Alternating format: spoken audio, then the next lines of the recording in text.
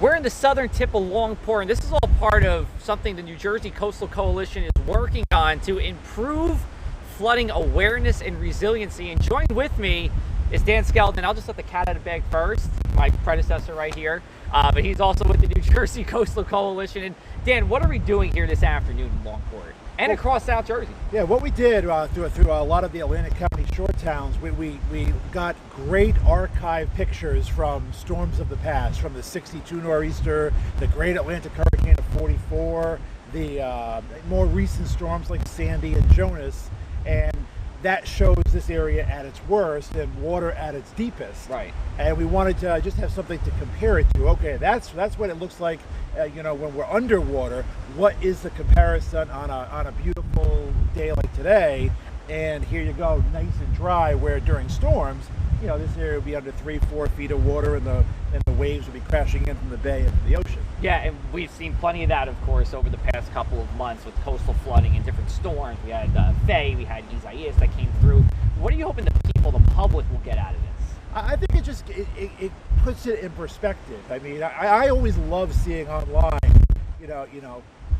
before and after, and that's usually time-wise. This is what it looked like in the 1940s. This is what it looks like today, and you say, "Wow, that's a big difference." This is before and after, and time obviously plays a factor because we're talking present nice day versus past bad storm. But it just kind of puts it in perspective. This is how bad things can get. This is what it looks like normally. This is how bad things can get, and it just shows that perspective. Better than just, I think, a picture of the worst can show. I think if you draw that comparison and see the two pictures side by side, it just helps enhance understanding of what tidal flooding and what storms can do.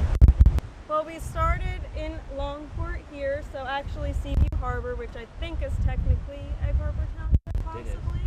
And then we're also going to Longport. We're here in Longport now.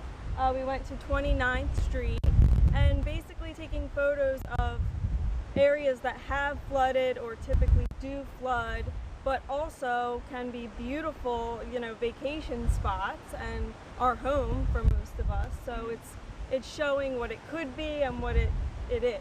Right. So. And what other towns are we going through? Well, we're headed to Margate and Ventnor, and then I think we are going to close in Atlantic City. So it's all Absecon Island, but it'll be interesting to compare the photos.